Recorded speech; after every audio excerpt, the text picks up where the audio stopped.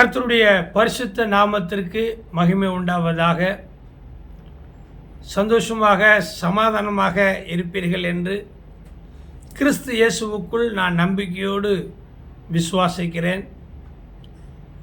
இன்றைக்கு 42வது நாள் இந்த காணொளி பதிவை நான் தேவனுடைய சமூகத்திலிருந்து ஜெபத்தோடு உங்களுக்காக இதை நான் பதிவு செய்கிறேன்.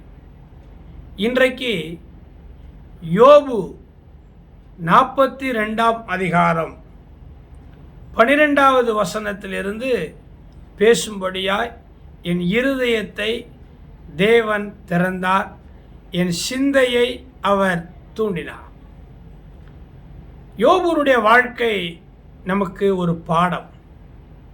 பரிசுத்த வேதாகமத்தில் ஒரு வரலாறாக, ஒரு சகாப்தமாக பதிவு செய்யப்பட்டிருக்கிறது.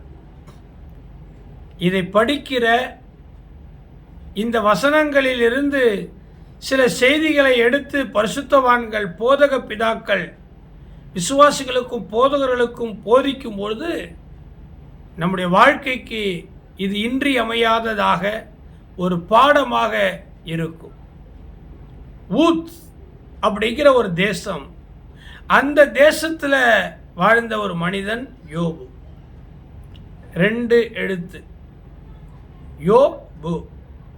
இந்த 2 எழுத்துக்கு சொந்தக்காரனாகிய யோபுவை குறித்து தேவனாகிய கர்த்தர் பிசாசு கூடவே தர்க்கம் பண்ணியிருக்கிறார். உத்தமனும் சன்மார்க்கனும் தேவனுக்கு பயந்து பொல்லாப்புக்கு விலகுகிறவனுமாகிய என் தாசன். கேட்கறதுக்கே ரொம்ப நல்லா இருக்குல்ல. உத்தமனும் சன்மார்க்கனும் தேவனுக்கு பயந்து பொல்லாப்புக்கு விலகுகிறவனுமாகிய தாசன் யோபு. எங்கடா தான் பிள்ளைங்க அக்கா தங்கச்சிங்கெல்லாம் சேர்ந்து வீட்டில் ஜாலியாக சமைச்சு விருந்து புசிக்கிற நேரத்தில் ஏதாவது ஏடாக்கூடமாக தப்பு பண்ணிடுவாங்களோ அப்படின்னு பயந்து சுத்திகரிக்கிறதுக்காக அவர்களை ஆயத்தப்படுத்தினான். அப்படி பிள்ளைகளை வளர்த்த ஒரு மனுஷன். நீங்கள் கூட அப்படி தான். பொல்லாப்புக்கு பயப்படுகிறவர்கள் என்று கடவுளுக்கு தெரியும். நீங்கள் தேவனுக்கு பயப்படுகிறவர்கள் என்று தேவனுக்கு தெரியும். ஆனால் அப்படிப்பட்ட மனுஷனுடைய வாழ்க்கையில் தானே பிரச்சனை வருது இல்லை? தேவனுக்கு பயப்படுகிற மனுஷங்க, பொல்லாப்புக்கு விலகுகிற மனுஷங்க, உண்மையாய் உத்தமமாக இருக்கிற மனுஷங்களுடைய வாழ்க்கையில் தானே பிரச்சனை வருது. ஆமாம் பாஸ்டர், நீங்கள் சொல்கிறது சரிதான் பாஸ்டர், வரட்டுமே இல்லை? பிரியமான தேவனுடைய பிள்ளைகளை, இந்த அருமையான காணொளி பதிவிலே நான் உங்களுடைய உத்தமத்தை தேவன் அறிந்திருக்கிறார். உறுதியாக இருங்க, உத்தமத்தில் உறுதியாக இருங்க. யோபுனுடைய வாழ்க்கையில் மனைவியை தவிர எல்லாமே இழந்து நிராயுதபாணியாய் நிற்கக்கூடிய நிலை. வீடு போச்சு, பிள்ளைங்க செத்து போயிட்டாங்க, ஆடு மாடு மிருக ஜீவன்கள் செல்வம் எல்லாம் போச்சு. கடைசியில் அவனுடைய உடம்பு, உயிர், இந்த உடம்பு கூட போச்சு இல்லை? கடைசியில் அவன் எலும்பும் தோலுமாய் உயிரோடு மட்டும் இருந்தான்.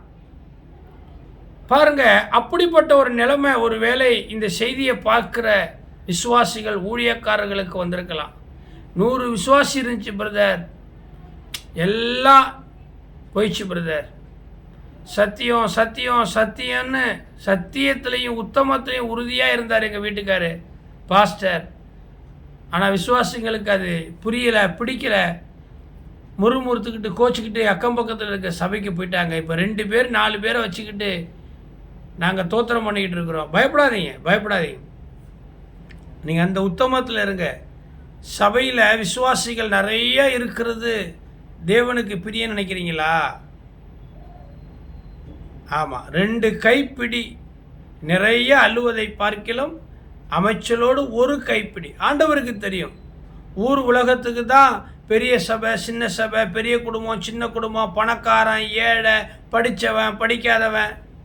ஆனால் தேவனுடைய பார்வையில் அப்படி இல்லை. எல்லாருக்கும் ஒரே பரலோகம்தான், ஒரே நியாய தீர்ப்பு தான். நீ வருத்தப்படுறது தெரியுது. நிறைய விசுவாசிகள் எங்கள் வீட்டுக்காரர் வச்சுருந்தார், எங்கள் வீட்டுக்காரர் செத்துட்டார், பாஸ்டர் செத்துட்டார், எல்லாரும் பிரிஞ்சு போயிட்டாங்க, நன்றி இல்லை. பிள்ளைங்கள்லாம் பிரிஞ்சு போயிட்டாங்க, குடும்பத்தில் தொழில் வியாபாரத்தில் எல்லாரும் எங்களை ஏமாற்றிட்டு எல்லாத்தையும் எடுத்துகிட்டு நஷ்டமாக்கிட்டாங்க. யோபுவுக்கு வந்த நிலைமையாக நமக்கு வந்திருக்குது. பாருங்க, அந்த யோபு உண்மையாக இருந்தான், உத்தமமாக இருந்தான், சன்மார்க்கனாக இருந்தான், நீதியாக இருந்தான். ஆனாலும் ஆண்டவர் கைவிட்டாரா? பார்க்கணுமில்ல. அப்படி இருந்தவங்களை ஆண்டவர் என்ன செஞ்சார்னு பார்க்கணும்ல. ஒரே ஒரு வார்த்தை, யோபு 42:12 கர்த்தர் யோபுவின் முன் நிலைமையை பார்க்கிலும் அவன் பின் நிலைமையை ஆசீர்வதித்தார். ஆசீர்வதித்தார். உங்களுக்கும் யோபுவினுடைய வாழ்க்கையில் நடந்தது போல உங்களுடைய தொழில், உங்கள் வியாபாரம், உங்களுடைய குடும்ப வாழ்க்கை, உங்களுடைய அரசியல், சமூக பணி, திருச்சபை ஊழியங்கள், ஒருவேளை உங்களுடைய முன்னிலைமை ரொம்ப மோசமாக இருந்திருக்கலாம். பயப்படாதீங்க. இழந்து போனதை தேடவும் ரட்சிக்கவும் மனுஷகுமாரன் வந்தார் என்றது சொல்லப்பட்ட உண்மை. ஆகவே பிரியமான கர்த்தருடைய பிள்ளைகளை, இந்த அருமையான காணொளி மூலமாய் ஆண்டவர் சொல்லுகிறார், உங்களுடைய முன் நிலைமையை பார்க்கிலும். இல்லை, ஒரு காலத்தில் எங்கள் கிராமத்தில், எங்கள் ஊரில் நாங்கள் தான் எல்லாருக்கும் ஆகாரம் கொடுப்போம். பசின்னு வந்தால் எங்கள் வீட்டில் சாப்பிடுவாங்க. எங்கள் வீடு ஜெகஜோதியாக கூட்டம் கூட்டமாக இருக்கும். 2 பேர் படுத்திருப்பான், 2 பேர் வேலை செய்வான். அங்கே ஆடு இருக்கும், இங்கே மாடு இருக்கும், ஒரு குறையும் இல்லை. ஆனால் இன்றைக்கி ஒன்றுமே இல்லையே. முன் நிலைமையை பார்க்கலாம், உங்களுடைய பின் நிலைமையை கர்த்தர் ஆசீர்வதிப்பார். இல்லை, முந்தின ரசத்தை பார்க்கிலும் பிந்தின ரசம். கனாவூரில் எப்படி இருந்துச்சு? டேஸ்ட்டாக இருந்துச்சுல்ல. உங்கள் வாழ்க்கை ரொம்ப டேஸ்ட்டாக இருக்கும். வேஸ்ட் வேஸ்ட் வேஸ்ட் அப்படின்னு சொன்ன அநேக வாய் கர்த்தர் நல்லவர் என்பதை ருசி பார்க்கும்படியா, சூப்பர்ப்பா, நான் கூட என்னமோ நினச்சேன், வீணாக போயிடுவான், கெட்டு போயிடுவான், அவ்வளவுதான், ஊருக்குள்ளேயே வரமாட்டான், போனவன் தான், இனிமே எங்கே இல்லை. கர்த்தர் உங்களுடைய நிலைமையை அறிந்திருக்கிறார். சிஸ்டர், பிரதர், பிஷப் ஐயா, பாஸ்டர், பிரதர், உங்களுடைய உட்காருதலையும் உங்களுடைய எழுந்திருக்கிறதுலையும் நன்றாய் அறிந்திருக்கிறார். உத்தமத்தில் நிற்கிறீங்கல்ல. மற்றவங்க மாதிரி மறுதளித்து, முறுமுறுத்து, ஏமாற்றி, வஞ்சித்து, துரோகம் பண்ணி, தூஷித்துட்டு போனால் பரவாயில்ல. பின்னிலைமையை குறித்து ஒரு கேள்விக்குறியோடு இருக்கலாம். நீங்கள் உண்மையாக இருக்கிறீங்க. கணவனுக்கு, மனைவிக்கு, தாய்க்கு, தகப்பனுக்கு, முதலாளிக்கு, பாஸ்டருக்கு, சபைக்கு, தெய்வத்துக்கு உண்மையாக இருக்கிறீங்க. உங்களுடைய உத்தமம் ஆண்டவருடைய வார்த்தை சொல்லுகிறது. நாளாகமம் புஸ்தகத்தில் திடமனதாக இருந்து காரியத்தை நடத்து, உத்தமனுக்கு கர்த்தர் துணையாக இருக்கிறார். யோசேபாத்து உத்தமமாய் நடந்து கொண்ட விஷயத்தில் அவருடைய தலை தப்பிச்சு வேஷம் மாறி போனார். சேரக்கூடாத மனிதர்களோடு ராஜாக்குள்ள சேர்ந்து போனார், தப்பு தான். ஆனால் அவன் உண்மையாக இருந்ததுனால ஆண்டவர் அவனை காப்பாற்றினார்ல. சொல்லுங்க பார்க்கலாம். காப்பாற்றினாரா இல்லையா? உங்களையும் காப்பாற்றுவார். திரும்பவும் உங்களை அதே இடத்துல ஆண்டவர் நிறுத்துவார், உயர்த்துவார், பேரை பெருமைப்படுத்துவார். ஆமாம் பிரதர், அம்மா, சகோதரியே, கலங்காதீங்க. திரும்பவும் யோசேப்பு சொல்கிறாரு, சிறைச்சாலையில் இருந்த அந்த சகோதரர்களிடத்தில் திரும்பவும் உன்னுடைய தலைவன் வேலைக்கு சேர்த்துக்குவான், அதே இடத்துல நீ நிற்ப. நான் கர்த்தருடைய நாமத்தினால சொல்கிறேன், மறுபடியும் அந்த வேலை கிடைக்கும், உனக்கு அந்த டெண்டர் கிடைக்கும், அந்த பதவி கிடைக்கும், அந்த பிரசன்னம், அந்த வரம், அந்த குடும்ப உறவு எல்லாம் கிடைக்கும். முந்தின நிலைமையை காட்டிலும் இப்போ நீ ரொம்ப உயர்வாக இருப்ப சொன்னாரே யோசேப்பு. நடக்கலையா? நானும் யோசேப்பின் தேவனை ஆராதித்து உங்களுக்கு சொல்கிறேன் சிஸ்டர், மீண்டும் உங்களை கொண்டு போய் நிறுத்துவார். நீங்கள் தலை நிமிர்ந்து நிற்பீங்க. கர்த்தர் யோபின் முன் நிலைமையை பார்க்கிலும் பின் நிலைமையை ஆசீர்வதித்தார்.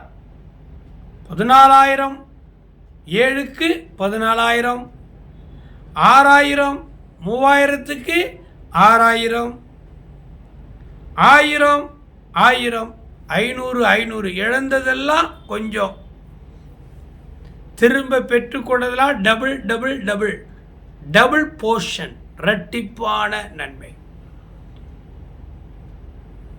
ஏன் கலங்குறீங்க? ஏன் கண்ணீர் விடுறீங்க? நீங்கள் யாருன்னே எனக்கு தெரியாது. உங்கள் மனசில் இருக்கிறத ஆண்டவர் பேசுகிறாரு. ஆண்டவருக்கு நன்றி சொல்லுங்கள். இந்த அழுகிறது தான் பிடிக்க மாட்டேங்குது ஆண்டவருக்கு. சிஸ்டர், பாஸ்டர், பிரதர், அழாதீங்க, போதும் அழுது. இனி நீ அழுது கொண்டு இருக்கக்கூடாது. பின்னிலைமை பிளான் பண்ணுங்க. இந்த பின்னிலைமையை உங்களுக்கு ஆசுத்தம், காரு, பங்களா, வீடு, வாசல், பரிசுத்தம், ஜெபம், அபிஷேகம், ஆசீர்வாதம், ஆத்தும ஆதாயம், ஊழியம், உண்மை, உத்தமம், எல்லாவற்றிலும் உங்களுடைய பின்னிலைமை ரொம்ப ஆசீர்வாதமாக இருக்கும், ரெட்டிப்பான ஆசீர்வாதம். இதை வச்சுக்கிட்டு என்ன பண்ணலான்னு இந்த செய்தி முடிந்து முழங்கால் படியிட்டு கையை உயர்த்தி முக்காடு போட்டு எப்படியோ ஜெபம் பண்ணி நான் என்ன செய்ய சித்தமாக இருக்கிறேன். இந்த பிரதர் பரலோக தொழிலாளி பாஸ்டர் பால்ராஜ் குணா விபிஜிஆர் இந்த காணொளி மூலமாய் சொல்கிறத எனக்கே சொன்னது மாதிரி நீங்கள் தான் அவர் மூலமாய் அவர் வாயை திறந்து எனக்கே சொன்னது மாதிரி நான் விசுவாசிக்கிறேன். நன்றி ஆண்டவரேன்னு சொல்லிட்டு திட்டம் போடுங்க. உங்களுடைய முன்னிலைமையை பார்க்கிலும் பின்னிலைமை மிக ஆசீர்வாதமாக இருக்கும். முந்தின ரசத்தை கண்ட மக்கள், முந்தின ஆலயத்தை கண்ட மக்கள், முந்தின ஆதாமை கண்ட மக்கள் பிந்தின ஆதாமை பார்த்தார்கள். உயிர் மீட்சி. முந்தின ஆதாம் பாவத்துக்கு பெயர் பெற்றவனாயிருந்தான். சிறி மூலமாய் சாத்தான் வலு சர்ப்பம் வஞ்சிச்சது, விழுந்துட்டான். ஒரு முறை தான் பிந்தின ஆதாமாகிய இயேசு அந்த சர்ப்பத்தை குதிகாலாலே நசுக்கி போட்டார்.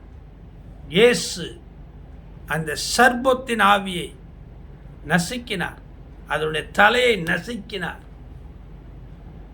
நீங்க பிந்தின ஆதாமாகிய இயேசுவினுடைய பிள்ளைகள். ஆமாம், இந்த கல்லின் மீது மோதுகிறவன் நொறுங்கி போவான். இந்த கல் எவன் மீது விழுகிறதோ அவன் நொறுங்கி போவான், நசுங்கி போவான். ஆக ஆலயமும் அப்படிதான். முந்தின ஆலயத்தை கண்ட பெரியோர்கள், மூப்பர்கள், வயதானவர்கள் அஸ்திபாரம் போடப்பட்டு அது பிரதிஷ்டை செய்யப்படுகிறது. அந்த பிந்தின ஆலயத்தை கண்டு ஜீவ தண்ணீரே, ஆவியானவரே, ஊற்று தண்ணீரே, ஆவியானவரே வரவேற்று புகழ்ந்து பாடினார்கள். இன்னைக்கு உங்கள் வீட்டில் ஒரு ஆரவாரத்தின் சத்தம், ஒரு மகிழ்ச்சியின் சத்தம், ஒரு கம்பீர சத்தத்தை ஆண்டவர் உண்டாக்குகிறார். நான் விசுவாசிக்கிறேன். ஆமாம், உங்களுடைய பிந்தின நிலைமை இருக்குது பார்த்தீங்களா? நீங்கள் பட்ட பாடு, கஷ்டம், கண்ணீர், செலவு பண்ணது, விடிய விடிய ஒருத்தர் வீட்டு வாசலில் போய் நின்னது, ஆஸ்பத்திரி வறண்டாவில் படுத்து கிடந்தது, காலேஜ், பள்ளிக்கூடம், வேலைக்காக அலையாக அலைஞ்சது,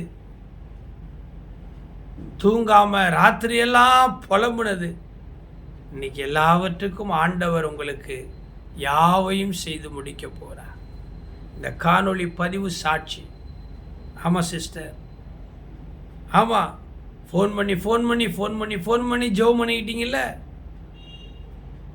எத்தனை பேர், யாரை சொல்லுவேன், நிறைய சகோதரிகள் இந்த காணொளியை பார்த்துட்டு, ஐயா, தம்பி, அண்ணன், பிரதர், சார், கரெக்டாக என் வாழ்க்கையில் நடக்கிறது அப்படியே நீங்கள் பேசுகிறீங்க. நீங்கள் யாருன்னே தெரியாது, நான் உங்களை முன்ன பார்த்ததே கிடையாது. ஆனால் எதேச்சியாக ஃபேஸ்புக்கை திருப்பினேன், இந்த வாட்ஸ்அப்பில் உங்களுடைய செய்தி வந்தது, சும்மா கொஞ்ச நேரம் பார்த்தேன், ஷாக் ஆகிட்டேன். என் வாழ்க்கையில் நடக்கிறது அப்படியே. கர்த்தர் உங்களை நினச்சிருக்கிறார். கழுதையை கொண்டு பீலையாமனுடைய கழுதையின் வாயை கொண்டு பீலையாமுக்கு செய்ய வேண்டியதை செஞ்சார். நான் என்னங்க, யாரை கொண்டு வேணாமாலும் உங்களோட பேசுவாருங்க. கர்த்தருடைய தீர்க்க தரிசன வார்த்தை அது. உங்களை அவர் நினைச்சிருக்கிறார் சிஸ்டர்.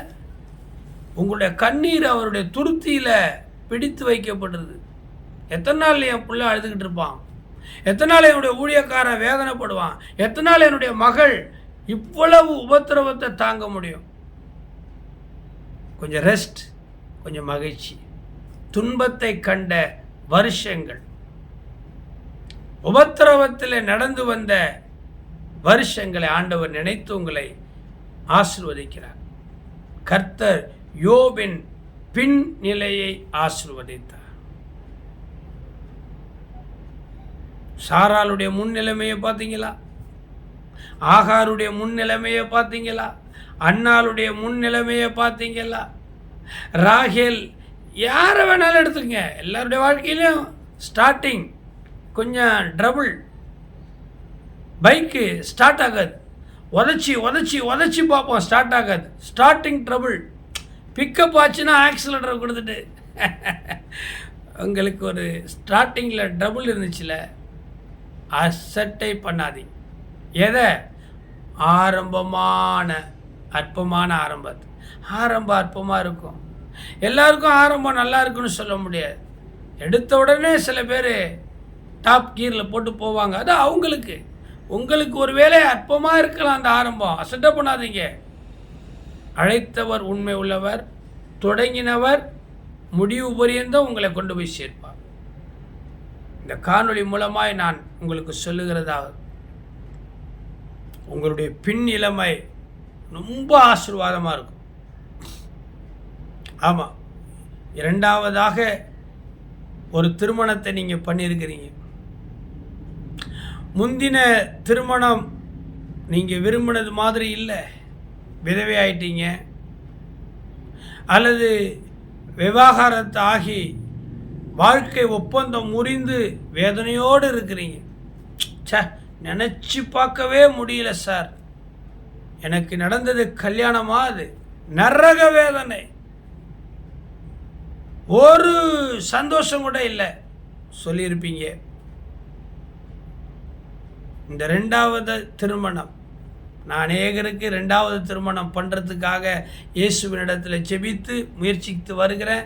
பல சகோதரிகளுக்கு நானே அதற்கான காரியங்களை செய்து முறைப்படி சட்டத்தின்படி தேவ ஊழியர்களை கொண்டு குடும்பத்தாரை கொண்டு செகண்ட் மேரேஜ் பண்ணி அதை அரசு முறைப்படி பதிவு பண்ணி கொடுக்குறேன். நான் ஒரு பெரிய லாபத்தை எல்லாம் எதிர்பார்க்கறது கிடையாது. நல்லா இருக்கிறாங்களா, ஓகே, குணா பாஸ்டர் பிரதர் செஞ்சு வச்சார். பிரியமான கர்த்தருடைய பிள்ளைகளை, முதல் வாழ்க்கையில் பாருங்க, அந்த ரூத்து மோவாப் தேசத்து பெண் தான். நகோமி மகனை திருமணம் பண்ணினவள் தான். இப்போ புறஜாதியாய் மோவாப் தேசத்துடைய பெண் அப்பத்தின் வீடாகிய எருசலேம் தேசத்தாலாகிய நகோமியினுடைய பிள்ளையை திருமணம் செய்தா, சூழ்நிலை சந்தர்ப்பம் சரியா அமையல, விதவை ஆயிட்டா. ஓர்பாலுடைய கணவன் மரித்துட்டார், ரூத்துடைய கணவர் மரித்துட்டார். பைபிள் இருக்குதுல்ல.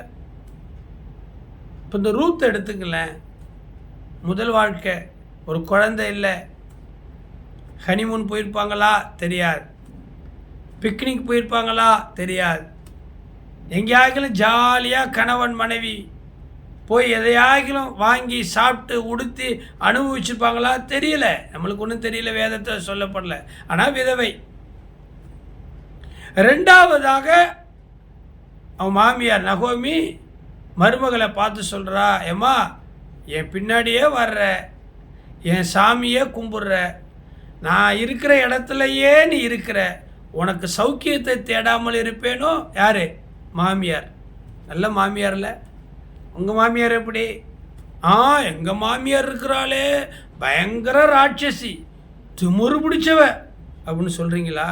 நீங்கள் யோக்கியமா? மாமியாராக இருந்தால் திமிரு பிடிச்சவளாக இருக்காதீங்க, ராட்சசியாக இருக்காதீங்க. மருமகளாக இருந்தாலும் நீங்களும் திமிரு பிடிச்சவளாக இருக்காதீங்க, ராட்சசியாக இருக்காது. ஒரு மாமியார் மருமகளுக்கு உதாரணம் வேதத்தில் நகோமி, ரூத். மகளே அப்படிங்கிறா மருமகளை. அப்போனா அந்த மருமக எவ்வளவு பாக்கியவதி. விதவை மருமகள், விதவை மாமியார். விதவை ஒரு பெரிய விஷயம் கிடையாது, மனசு தான் காரணம். மாமியார் மாமனார்ட்ட நீங்கள் நடந்து கொள்ளுகிற விதம், மகள் மருமகள், இன்னொரு மகள் இன்னொரு மகன், அப்படி நடந்துக்க. ஏன் உங்களை முறைக்க போகிறாரு மாமனார்? ஏன் உங்களை திட்ட போகிறாரு?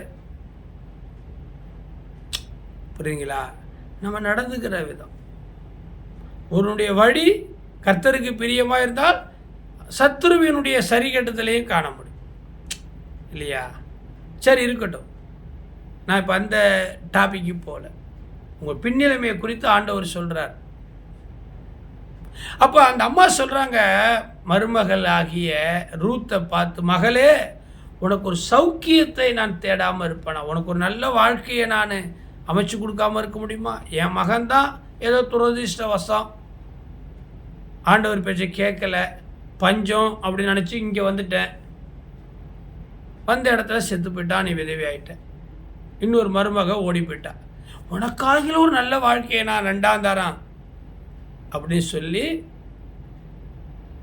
போவாஸ் இல்லை எடுத்த காரியத்தை முடிக்கும் முன் இலைப்படையாத ஒரு மனுஷன் போவாஸ். அவன் நிறைய ஐஸ்வர்யவான், முறைப்பையன். பாருங்க, இந்த மாமியார் நகோமியினுடைய ஆலோசனையின்படி அந்த மருமகள் ரூத்து பரிசுத்தமாய் குணசாலியாய் நடந்து ரெண்டாவதாய் ஒரு வாழ்க்கை திருமணம், போவாஸை திருமணம் முடித்தாங்க. அந்த வழியில் தான் இயேசுவாகிய நம்முடைய இரட்சகர் வந்தார். இல்லை, முன்னிலைமை விபரீதமானது, வேதனையானது, வருத்தமானது, சஞ்சலமானது, அழுகையும் பற்கடிப்பும். பின்னிலைமை இரட்டிப்பான சந்தோஷம். எவ்வளோ மகிழ்ச்சி பாருங்கள். இன்னைக்கு இயேசு பிரான் அவருடைய ஆர்ஜின், அவருடைய பூர்வீகம் மத்தேயு புத்தகத்தில் போடப்பட்டிருக்குது.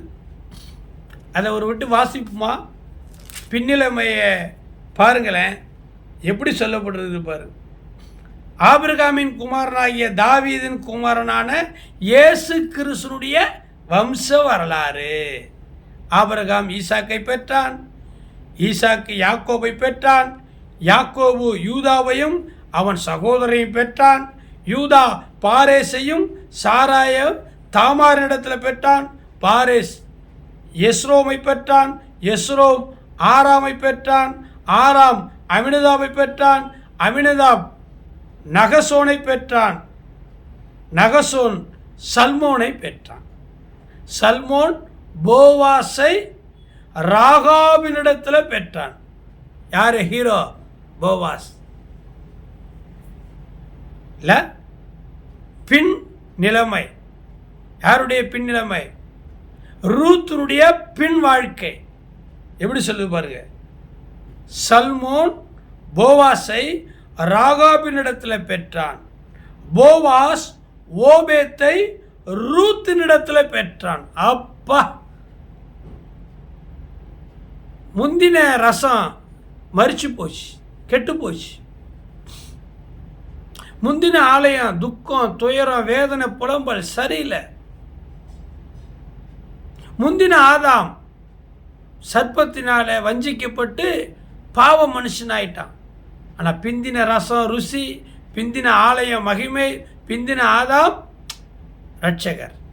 அதுபோல ரூத்தினுடைய முந்தின வாழ்க்கை விதவை கோலம், பிந்தின வாழ்க்கை போவாஸ் மூலமாய் ஓபேத் என்கிற ஒருவனை பெறுகிறான். ஓபேத் ஈசாயை பெற்றான். ஈசாய் தாவீது ராஜாவை பெற்றான். இப்படியே இயேசு கிறிஸ்துனுடைய வம்ச வரலாறு வந்தது. கடைசியாக யாக்கோபு மரியாளுடைய புருஷனாகிய யோசேப்பை பெற்றான். அவனிடத்தில் கிறிஸ்து எனப்படுகிற இயேசு பிறந்தார். இவ்விதமாய் உண்டான தலைமுறை உங்கள் தலைமுறை நிலைத்து நிற்கும். முந்தின நிலைமையை காட்டிலும் சிஸ்டர், பிரதர், உங்களுடைய பிந்தின நிலைமை ரொம்ப ஆசீர்வாதமாக இருக்கும். கர்த்தர் உங்களை ஆசீர்வதிப்பார். இந்த செய்தியை மறக்காதீங்க, என்னையும் மறக்காதீங்க. மறந்து போகிறது தானே மனுஷனுடைய சுபாவம். நல்லா இருக்குது செய்தி, சூப்பராக பேசுகிறார்ல இந்த பிரதர், இந்த பாஸ்டர் ரொம்ப நல்லா பேசுகிறார்ல. சொல்லுவீங்க, தோத்திரம் பண்ணுவீங்க, அப்புறம் மறந்துடுவீங்க. என்ன நீங்கள் மறந்தாலும் இயேசுவை மறக்காதீங்க. நீங்கள் சந்தோஷமாய் பின் நிலைமையை ஆசீர்வாதமாய் வாழ்கிறத மறக்காதீங்க. நான் ஒரு ஊழியக்காரன், நான் கர்த்தருடைய ஊழியக்காரன், பரலோகத்தின் தொழிலாளி. நீங்கள் மறந்தாலும் நினைவு கூர்ந்தாலும் நான் ஒன்றும் பெருசாக தப்பாலாம் எடுத்துக்க மாட்டேன். நீங்கள் நல்லா இருங்க. உங்களுடைய முந்தின நிலைமை பாடுகளும் பயங்கரமுமான இருள் நிறைந்ததுமாக இருந்தது. இப்போ கர்த்தர் வெளிச்சத்தை கொடுத்திருக்கிறார். நான் யோபுவை பார்க்கிறேன். உத்தமனும் சன்மார்க்கனும் நீதிமானும் தேவனுக்கு பயந்து பொல்லாப்புக்கு விலகுகிறவனுமாகிய மனுஷன். வாழ்க்கையில் எவ்வளோ போராட்டம் போராட்டம் போராட்டம். ஆனால் கர்த்தர் செய்ய நினைத்தது அவன் வாழ்க்கையில் தடைபடலை. சிநேகிதருக்காக செபிச்சான் இல்லை, கர்த்தர் அவனுடைய முன் நிலைமையை காட்டிலும் பின் நிலைமையை ஆசீர்வதித்தார். இந்த காணொளியை பார்த்து கொண்டிருக்கிற 42வது நாளாக இந்த காணொளியை பார்த்து கொண்டிருக்கிற மகா ஜனங்களே, உங்களுடைய முன்னிலைமை கசப்பாய், வேதனையாய், வருத்தமாய், சஞ்சலமாய், துக்கமாய், துயரமாய், ஐயோ அதை நினைக்கவே பயமாக இருக்குது. இன்றைக்கி அதை சொல்லாதீங்க பாஸ்டர் அப்படிங்கிற அளவுக்கு சகல காரியத்திலையும், தொழிலில், வியாபாரத்தில், சபையில், ஊழியத்தில், தனிப்பட்ட விஷயத்தில் இருளாக இருந்தது. ஆனால் இன்றைக்கி கர்த்தர் இந்த நாளில் ஒரு வெளிச்சமாக உங்களிடத்தில் இந்த வசனத்தை கொண்டு வந்திருக்கிறார். இருள் உள்ள ஸ்தலங்களில் பிரகாசிக்கிற சுடர்களைப் போல நீங்கள் என்றென்றைக்கும் ஆசீர்வாதமாக இருக்கும்படி உங்களை நான் வாழ்த்துகிறேன். கர்த்தர் உங்களை ஆசீர்வதிப்பார்.